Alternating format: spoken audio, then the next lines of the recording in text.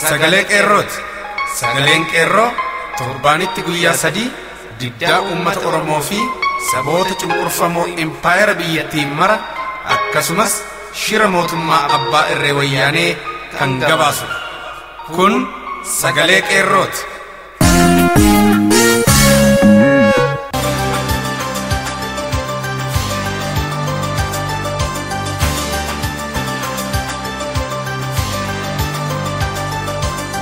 Hagayya tokko bara 2015 harka fuunee akkam jirtu jaallatamuuf kabajamoo dhaggeeffattoota sagalee qeerroo. Qophiin sagalee qeerroo kallattiin Oromiyaa irraa isiniif darbu kunoo eegalee jira. Kuma barame duraan dursa oduu isin dhageessifna. Ta'an sun qophii addaa Obaamaan deeme ummanni keenya garuu ni jira kan jedhu kutaa tokkoffaa isaa karaa jaal hariiroo jorgoo isiniif dhiyaata. Waleelee warraaqsaa isin affeerruunis bohaara isin keessummeessuun kan isin waliin turu an tokkicha murteessaati. Amma hangafa oduu keenya har'aan isin dhageessisa. Qonnaan bultoota buraayyuu lafa isaanii irraa fonqolchuun borus kan unurra ga'uudha jechuun balaaleffatan qonnaan bultoonni godina addaa naannoo Finfinnee magaala Sulultaa jedha mata dureen oduu keenya har'aa. Babal'oo oduuf jaallee ayyaanee kaayyoo.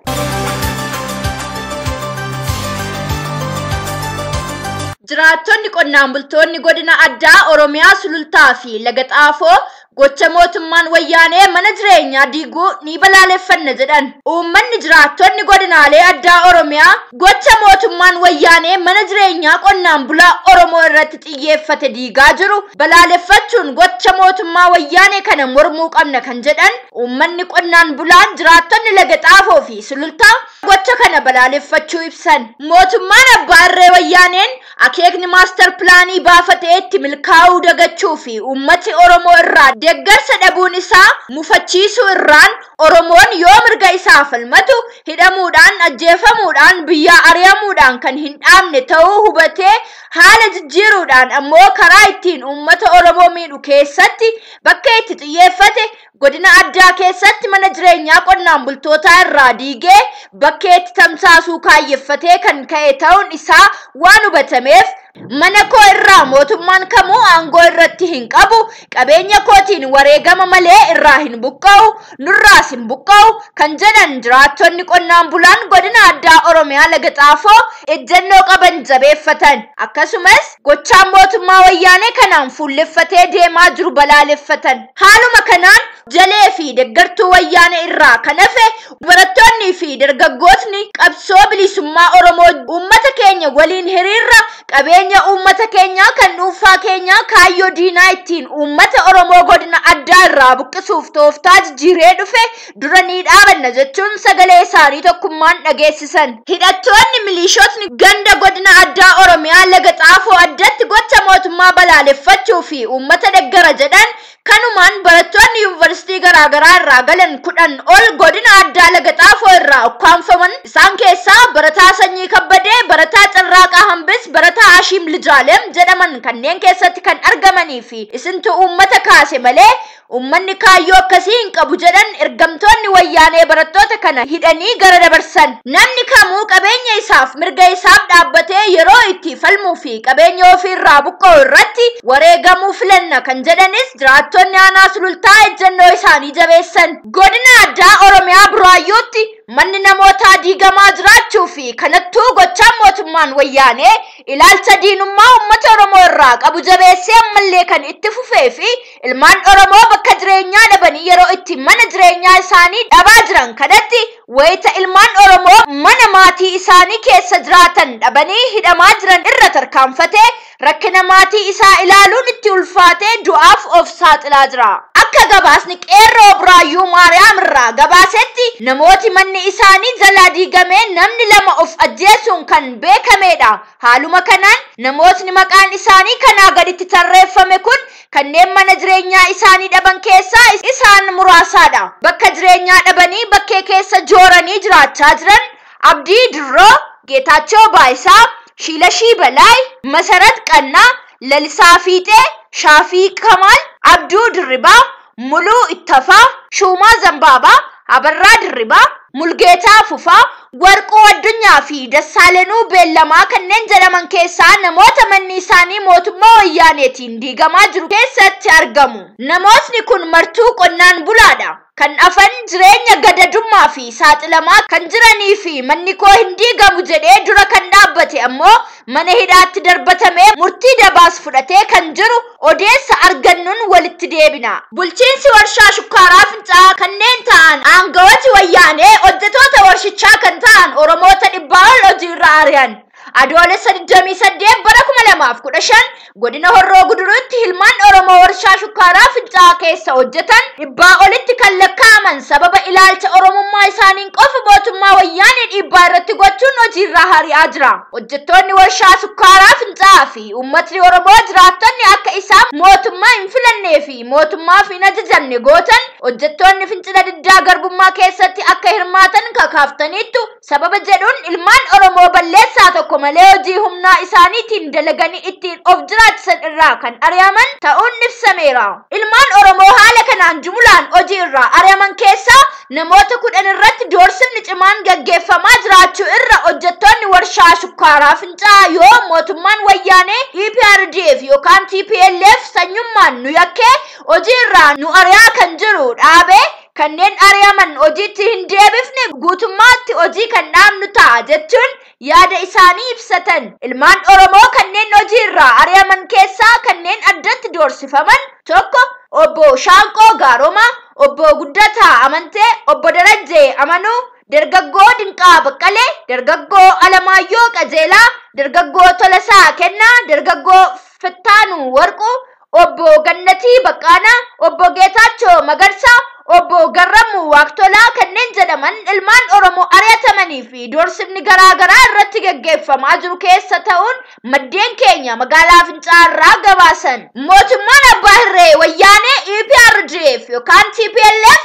Oromoota hojii irraa ari'uun gidirsaa bakka isaanii immoo ilmaan Habashootaa kanneen ta'an fageenya irraa fiduun hojiitti miinda'aa jiraachuu gabaasi nu ga'e addeessa. Oduun keenya irraa akkana fakkaata ture. Qophiin sagalee qeerroo itti fufuu turtii gaarii.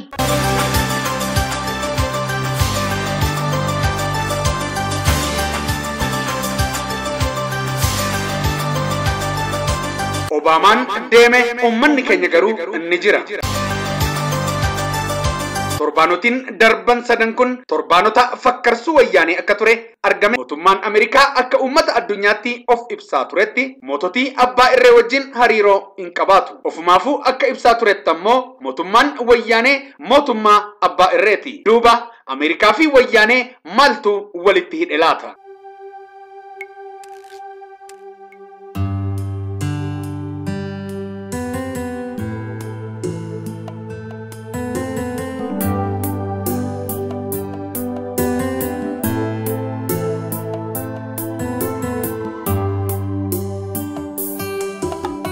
bara 2014tti daldalli Chaayinaa fi Afrikaa gidduutti gaggeeffame doolaara biliyoona 222 ga'eera. Bara 2015 keessa jirru kanatti ammoo haalaan akka kana caalu eegama. Bara 220 keessa daldala kana dachaa lamaan guddifachuuf karoorfatteetti Chaayinaan. Karoorfachuu bira kuttee haalota tokko tokko mijeeffatteetti. Chaayinaan bal'inaan gara Afrikaatti seenaa kan jirtu biyyattii har'a Itoophiyaa jedhamtu kana balbala yookaan hulaa godhatteeti. Kana hubachuuf ammoo dachee Oromiyaarra magaalaa Dukamii fi Bishooftuu jidduutti kan argamu lafa aanaa tokko ta'urra kan dhaabbate East African Industry Zone dirree gabaa Afrikaa isa guddaa kan ta'e of jalatti kaampaaniilee hedduu fi akeeka hedduu gabaa Afrikaa mormaa tokko malee of jala galchee to'achuuf kan akeeke ilaaluu qofti gahaadha. Duulli daldala dinagdee bal'aa kun hundi Chaayinaatiin Afrikaa irratti yeroo gaggeeffamu bara 2014 keessa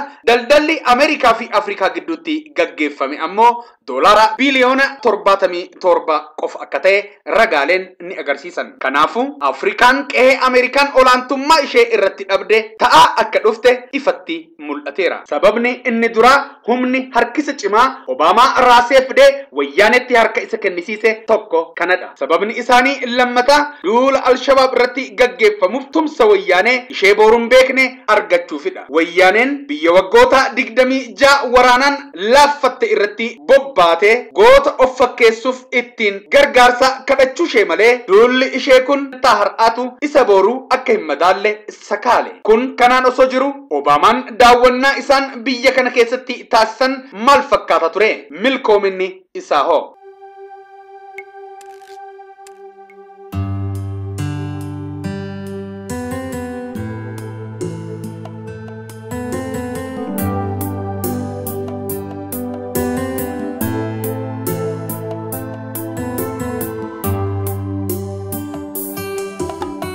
duruma oto Obaamaan hin dhufin ji'a tokko dura xurumbaa ololaa afuufaa kan turan aangawoonni wayyaanee fi ergamtoonni ishee hafeenu qaanessa jedhanii dhiphana guddaa keessa akka turan kan mul'isu akkaataa isaan itti sududaniifidha. Kitaabichi dur afaan Ibraayisxiin barreeffame kuush jechaa ture gadaa Amaaraa keessa jecha Itoophiyaa jedhuun bakka bu'ee akka jedhutti Itoophiyaan harka ishee gara waaqaatti kaafti yookaan diriirsitiidha ture. Garuu kan aangawoota wayyaanee irraa argame Itoophiyaan harka ishee gara Obaamaatti kaaftaheeti argame. Aangawoonni wayyaanee fi ergamtoonni ishee lubbuun isaanii seelana tahee afamee fi akka saree yeroo eegee raasan onneen isaanii akka lafa kirkira lafaan rukutame yeroo hollatu harki isaanii akka ventileetarii shirjechaa yeroo sodaan vaayibireet ta'u yookaan hollatu akka nama fiigee gaara guddaa irratti bahe yeroo afurri isaanii harganu sagaleen isaanii dubbachuu wallaalee wayita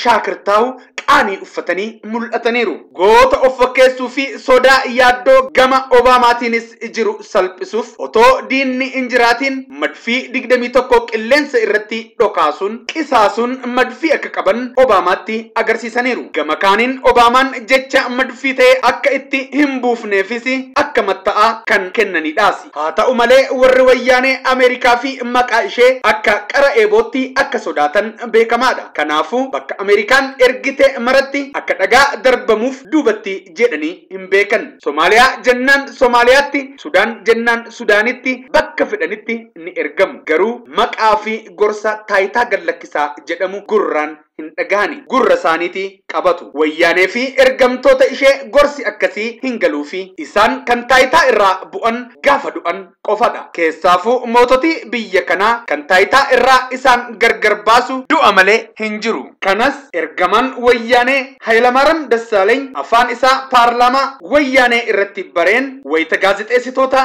biyya alaa dhufanii isa gaafataniif ibsa godhu Obaamaa fuula dura dhaabbatee biyya kanatti maaliif gaazexeessitoota hiitu jennaan shororkeessitoota waan ta'aniifidha jechuun kan wayyaanee mormu hunduu shororkeessaa jedhamee akka waamamu. Kanaafuu mirgi dubbachuu biyya kana keessatti wayyaanee faarsuu qofa akka ta'e ifatti ibsuun eegee addunyaa kana ta'uu isaa mirkaneesseera. Kun kanaan osoo jiru pirezidaanti Obaamaanis yaada burree ta'e waliin wal dhahu gadi naqanii gama kaaniin Itoophiyaan biyya goota ta'u dinagdeen biyyattii guddachuu dimokiraasiin Itoophiyaa fooyya'aa jiraachuu tuquu fi yookaan fakkeessuu yaalu. Gama kaaniin ammoo dimokiraasiin maqaan malee akka hin jirre filmaanni sirrii ta'e akka hin gaggeeffamne politikaal korraapshiniin akka jiru kana taanaan ammoo gonkuma guddinni dhufuu akka hin dandeenye mirgi yaada ofii bilisaan ibsachuu mirgi pireesii fi miidiyaalee akka hin jiraanne ibsuun komatanii mataa isaanii fakkeenya godhachuun taayitaan hangam takka akka nama sheeqqattu ta'us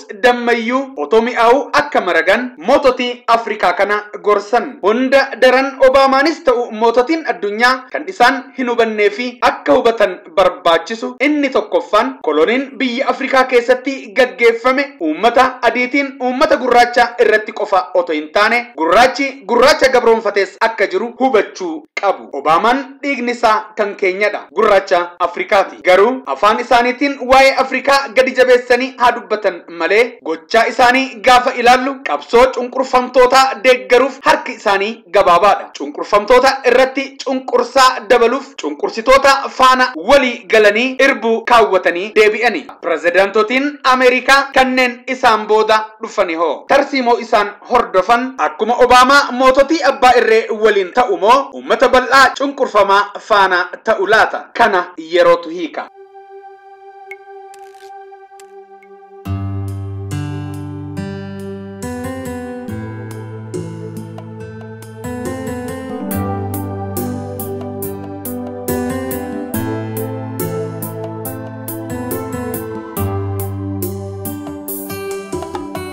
Kanas ta'e sana amma Obaamaan deebi'eera. Uummanni keenya garuu hardhas borus ni jiraata. Keessummaa kabajuun barbaachisaa ta'us daran kan kabajamuu qabu garuu uummata ofiiti. Guyyaa Obaamaan galma Afrikaan Yuuniyanii dhaabbatanii haasaa ho'aa taasisan illee Dambidolloo keessatti qofa namni 3 rasaasa wayyaaneen lubbuun isaanii yeroo darbu namoonni 10 ammoo madaa'an. Buraayyuurraa manni qotee bulaa dhibbootaan lakkaa'amu diigamee ilmaan sabiyyii qabatanii waraabessa wajjin rooba gannaa keessa ala buluuf dirqaman. Hidhamtoonni siyaasaa Oromoo kumaataman lakkaa'aman manneen hidhaa garagaraa keessatti guraarfamaa jiru. Cubbuun wayyaaneen gaggeeffamus qabsoon jalaa bahuuf taasifamus itti fufee jira. Haa ta'uyyuu malee kanas ta'e sana Obaamaan deebi'ee galeera. Amma kan walitti hafe wayyaanee fi uummatadha. Bulchitoota isaa filachuu kan qabu uummaticha qofadha malee eenyuyyuu miti. Hamma kana ta'utti qabsichi itti fufa. Obaamaan qilleensa wayyaaneen itti afarsite waliin deeme, uummanni keenya garuu asuma jira. Wayyaaneenis kunoo unu gidduutti argamti. Kan abdatan isa uummata. Garuu Ameerikaan Afrikaa baharratti tarsiimoo siyaasaaf yookaan ji'oogiraafikal interest akkasumas hariiroo ikoonomiif eenyuun otoo qabatte isheef wayyaa. Kutaa itti aanutti ilaalla.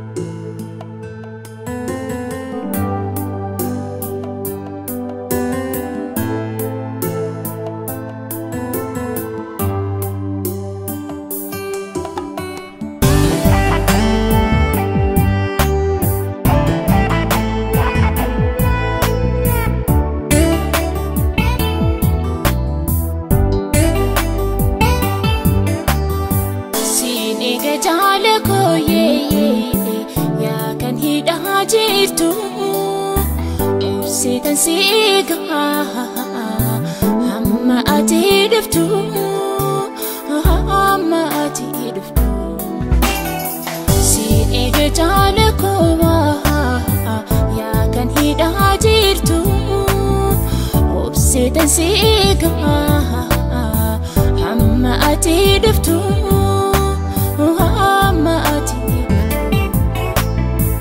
Oromummaa jecha fidhatte raramte